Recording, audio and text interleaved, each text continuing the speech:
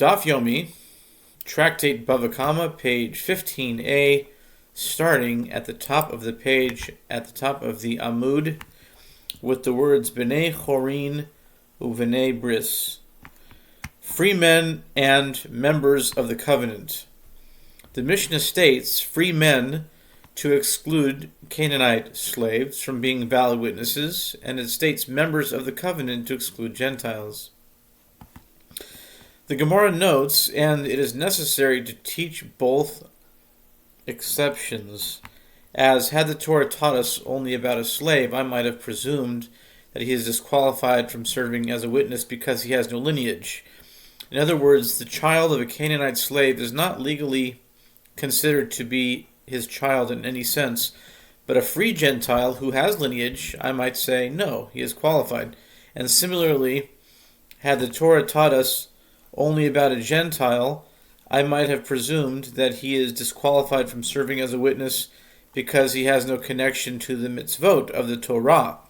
But with regard to a Canaanite slave who does not have a connection to the mitzvot, as he is obligated to keep the mitzvot that a woman is obligated to keep, I might say, no, he is qualified. Therefore, it is necessary to teach both exceptions. The Mishnah continues, V'hanashim mechlal hanezek mina hanimili, and women who are included in the halachot of damages in the same way as men. The Gemara asks, from where is this matter derived? The Gemara presents three sources for this halacha. Rabbi Yehuda says that Rav says, and similarly the school of Rabbi Yishmael taught. The verse states, with regard to the liability of one who takes a false oath, that he had not stolen. When a man or woman shall commit any of the sins of a person. Numbers 5:6. The verse equates a woman with a man with regard to all punishments in the Torah. Devei Rabbi Elazar Tana, the school of Rabbi Elazar taught, the verse states, with regard to the civil laws given following the revelation at Sinai, Ve'ele hamishpatim asher tasim lifnehem, and these are the civil laws that you shall set before them. Exodus 21, verse 1. The reference to them in the verse is referring to all those who stood at the revelation, both men and women. The verse thereby equates a woman with a man with regard to all civil laws in the Torah.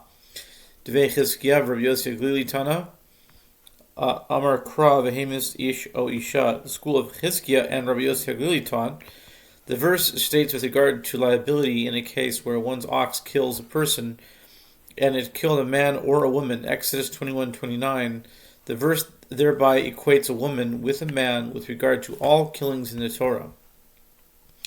In other words, the liability incurred is the same, whether the person killed was a man or a woman.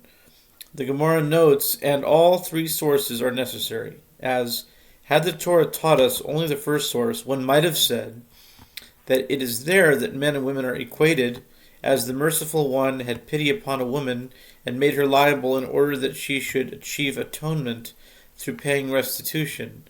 But with regard to civil law, one might say that for a man who is involved in business dealings, yes, the civil laws applies to him, but a woman who generally is not involved in business dealings, the laws do not apply. This is back then, so things are a little bit different these days, where women are involved in business quite a bit.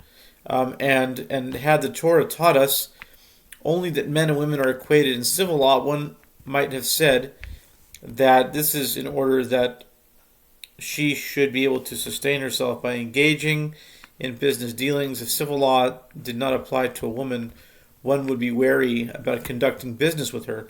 But with regard to obligating women to achieve atonement, one might have said that a man who is obligated in mitzvot, yes, he is similarly obligated to achieve atonement, but a woman who is not obligated in all the mitzvot to the same extent as a man, no, the obligation does not apply to her. And had the Torah taught us only these first two sources, one might have limited the fact that a woman and a man are equated to these two cases here due to the fact that she also needs atonement, and there due to the fact that she needs to be able to sustain herself. But with regard to one's liability for his ox killing a person, one might have said that only for killing a man who is obligated in all the mitzvot, yes, the owner of the ox is liable to pay a person, but for killing a woman who is not obligated in all the mitzvot, one might say he is not liable. And had the Torah taught us only the equivalence of a man and a woman with regard to ransom, Sofer, one might have thought that this is because it is a very serious matter, as there is a loss of life. But in these first two sources, where there is not a loss of life, I would say no, a woman is not included. Accordingly, it is necessary to have all three sources. The Mishnah continues, and both are the injured party and the one liable for the damage are involved in the payment. Itmar, an Amoraic dispute was stated with regard to the payment of the half of the cost of damage, Palganizka, made when one's innocuous ox gores another's animal. Rav Papa says it is monetary restitution for the injured party's loss. Rav Huna, son of Rav Yehoshua, says it is a fine.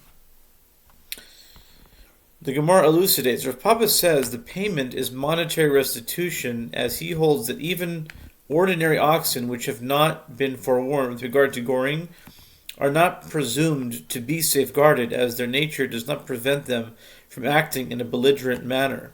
Therefore, the owner is responsible to safeguard them to prevent them from doing so. Accordingly, if an ox causes damage by goring, by right, it should have been that the owner needs to pay the full cost of the damage. Nevertheless, the merciful one had pity upon him, as his ox had not yet been forewarned, and he was not fully aware of the possibility that it might gore, and accordingly the Torah reduced the extent of his liability. Rav Huna berated Rav Yehoshua Amar Kanasa. Rav Huna, the son of Rav Yehoshua, says it is a fine kasavar stam shvarim b'cheskas shimur kaimi. He holds that ordinary oxen are presumed to be safeguarded, as their nature prevents them from acting in a belligerent manner. Therefore, the owner is not responsible for safeguarding them to prevent them from doing so. Accordingly, if an ox causes damage by goring, by right, it should have been that the owner does not pay at all. Nevertheless, the merciful one penalized him in order that he will safeguard his ox, even before it is forewarned, and decreed that the fine should be given to the injured party, even though he is not really entitled to be compensated for his loss. We learned in the Mishnah, both the injured party and the one liable for the damage are involved in the payment. Granted, according to the one who says that the payment of half the cost of the damage is monetary restitution, this assumes that the injured party is theoretically entitled to receive the full value of his damaged animal, but in practice receives only half.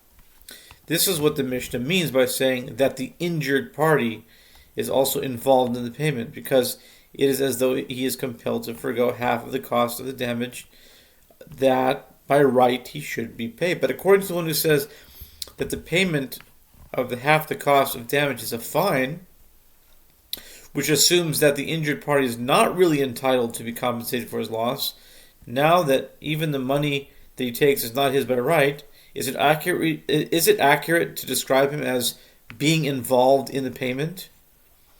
The Gemara explains the Mishnah statement is necessary with regard to the fact that the injured party is the one who absorbs the loss due to the diminishing value of the carcass between the animal's death and the time that the case is brought before the court. Since he must absorb this financial loss, it may be said that he is involved in the payment.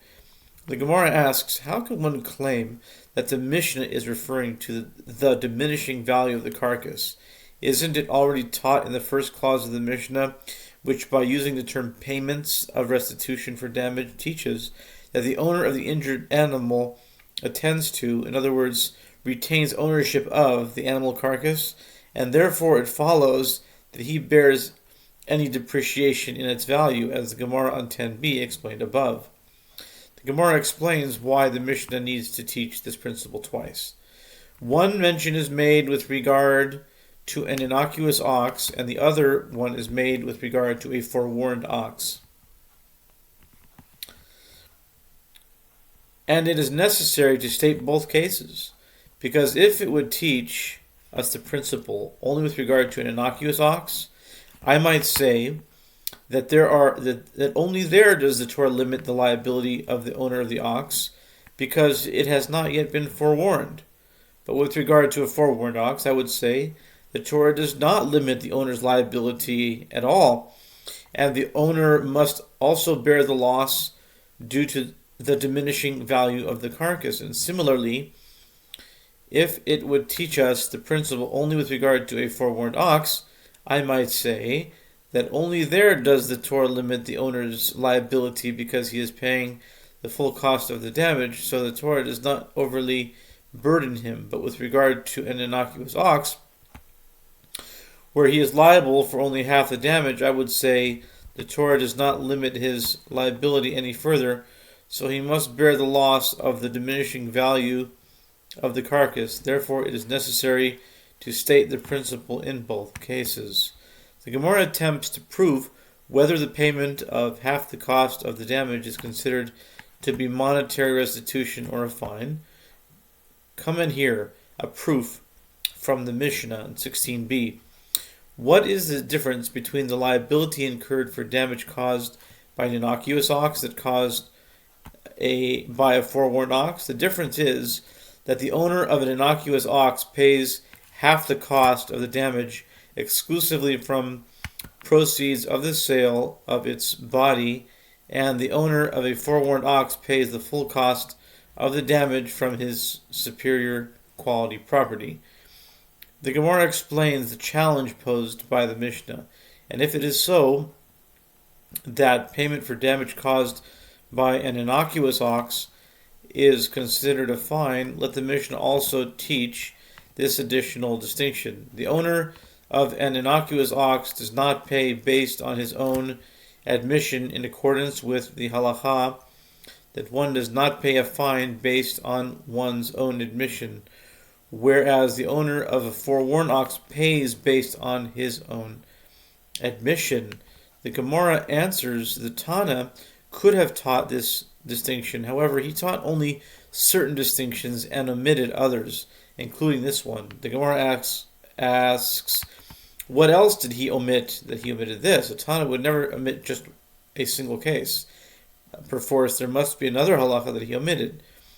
Shayar Chatzi Kofer. The Gemara answers, he omitted the halacha that if an innocuous ox kills somebody, its owner does not pay even half of the ransom payment, whereas if the ox is forewarned, he pays the full ransom.